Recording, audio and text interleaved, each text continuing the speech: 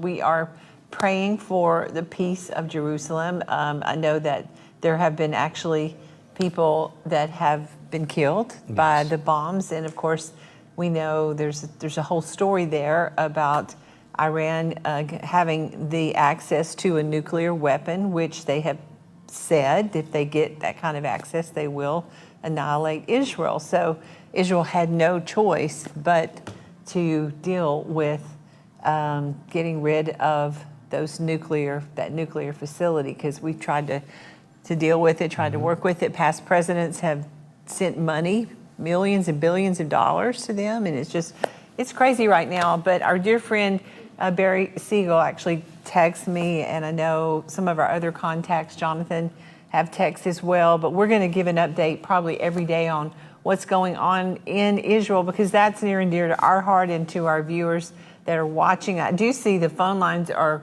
going crazy, so if you can't get through, just keep trying to call in that one name of that person that the Lord has burdened your heart for. We're going to believe for them to be saved. But Jonathan, give us an update. Yeah, Joni, as you mentioned, Iran was actually just under a week away from having the nuclear capabilities to arm over 9 bombs. So this timing was absolutely essential. And now what we see is many people bunkered down in bomb shelters all across Israel amidst a heated war in direct defense against Iran. The world's watching with bated breath, but what's unfolding goes far beyond breaking news. It is the most decisive air campaign in Israel's history, and is known as Operation Rising Lion, or Am Ke Lavi. Israel was compelled to act after President Donald Trump issued a 60-day ultimatum to Iran, demanding a peace deal or consequences, an ultimatum that expired without resolution. With diplomacy exhausted, Israel launched a surgical strike targeting only the nuclear facilities, nuclear scientists, and senior regime officials, intentionally avoiding civilian infrastructure. This campaign is reshaping the Middle East security landscape, and it's dismantling Iran's nuclear deterrent and redrawing the regional balances of power. Joining us now by phone from Israel to share what he has witnessed and experienced firsthand, let's welcome the founder of Vision for Israel, Barry Segal. How are you, sir? Shalom, shalom, Jonathan. I'm very well, thank you. Appreciate the time and the effort that you put into and everybody supporting Israel. But yes, it's a very challenging time right now for all of us. And any time of day or night, we may be called into the bomb shelter at our home or wherever we're at. It's at work, at the Millennium Center of Vision for Israel, or at home. It's very intense, but those of us who trust in the God of Abraham, Isaac, and Jacob know that we have to ride through the storm and make it through during this time. But the sad thing is over 600 Israelis, both Jews and Arabs alike, Israeli residents and citizens, have been injured, and at least 24 dead since last Friday.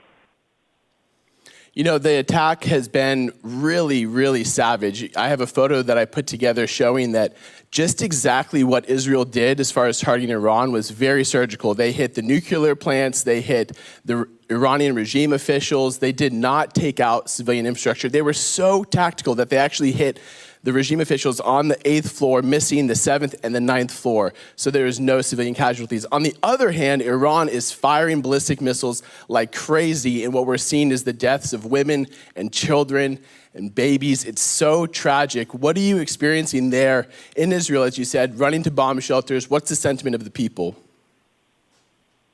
Well, let me start by saying this. Literally just a short while before calling you in from Jerusalem, actually we were today cooking 432 600-gram burgers, kosher and juicy, for over 300 soldiers from the rescue units that have been actually digging through the rubble of apartment buildings and office buildings and homes to rescue Israelis. And some of them have just been working like 48 hours straight with hardly any sleep at all.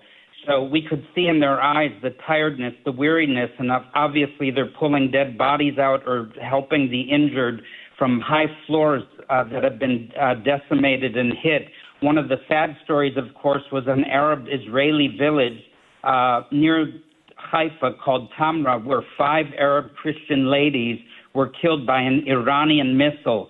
And I want people to understand, it's the Ayatollah Khamenei himself a jihadist regime, just like Adolf Hitler, that is targeting and gave the green light to his forces, the Iranian Revolutionary Guard Corps and the missile launch teams in Iran, to target innocent men, women, and children throughout Israel. So it's the Ayatollah who gave the green light. We know this in intelligence. We know it for sure. So that's one of the hard factors. What people don't realize, they're shooting at us large explosive warheads that some of which are 1,100 pounds, the same kind launched against us last April and October of last year. So the devastation is awful. They're also shooting hypersonic missiles at us as well. So, you know, for my wife and I and my son, who's a good friend of yours, and his family, and he has 3 children, you know, if it's 2 a.m, you have to rush to the bomb shelter. They kind of set up a one-room in their bomb shelter to bring the kids in. There are other families that have been living 20 years like this on the borders of northern and southern Israel with smaller rockets from Hamas and Hezbollah. But now is the time to deal with it. So Operation Rising Lion is no longer just an operation. It's a full-fledged war. But Israel, thank God, Israel now has air superiority over Western Iran and, of course, Tehran. And we're just having to warn them that you're hitting our civilian population. Well, now we're going to hit your infrastructure.